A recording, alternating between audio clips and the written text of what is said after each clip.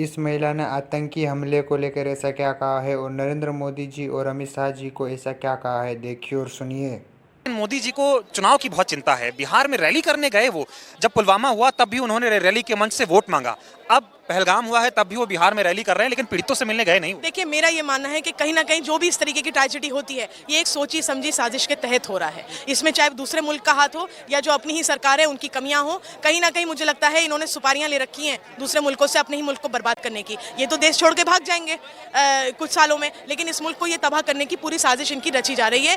ये जब कहीं इलेक्शन आना होता है, जब कोई इस तरीके की एक्टिविटी होती है, फौरन कहीं ना कहीं इस तरीके का इनकाउंटर या टेररिस्ट एक्टिविटी या हम ये देखने को एक मिलता है पैटर्न। कभी आपने सोचा था कि इस मुल्क में इस तरह के हालात होंगे कि जब भारतीय नागरिकों को आतंकियों के द्वारा मारा जाएगा तब उनको मजहब के नाम पर बांटा जाएगा? ये कहा जाएगा कि हिंदू का नाम पूछ पूछ के मारा जाएगा और मीडिया ये सवाल नहीं पूछेगा कि सुरक्षा में चूक कैसे हुई, इसका जिम्मेदार कौन है, इस्तीफा होगा अमित शाह का या नहीं। वो सिर्फ ये कह रहे हैं हिंदुओं को मारा, हिंदुओं को मारा। देखिए, जब भी मैं वही बात कह रही हूँ, कोई भी ट्रेजेडी इस तरीके की होती है, ये हमेशा उसको एक कम्युनल एंगल देने की कोशिश करते हैं। ये बातें आज की तारीख में हो क्यों रही हैं कि हिंदू ने मारा या मुस्लिम ने मारा या हिंदू को मारा या मुस्लिम को मारा? ये बातें इसीलिए हो रही हैं क्योंकि आपने लगातार पिछले 10 सालों से हल्के हल्के लोगों के दिमागों में ये जहर भरा है। लगातार आपने कम्युनलिज्म की पॉलिटिक्स करी है और आज वही नतीजा है उसी का कि जब इस तरह की कोई हादसा होता है तो सबसे पहले उसका धर्म पूछा जाता है, उसकी जाति पूछी जाती है और फिर वो ब्लेम गेम खेला जाता है। लेकिन देखिए, मैं आपको यकीन दिलाऊं कि कोई भी धर्म, कोई भी मजहब टेररिज्म को प्रमोट नहीं करता है। और देना चाहिए अमित शाह को।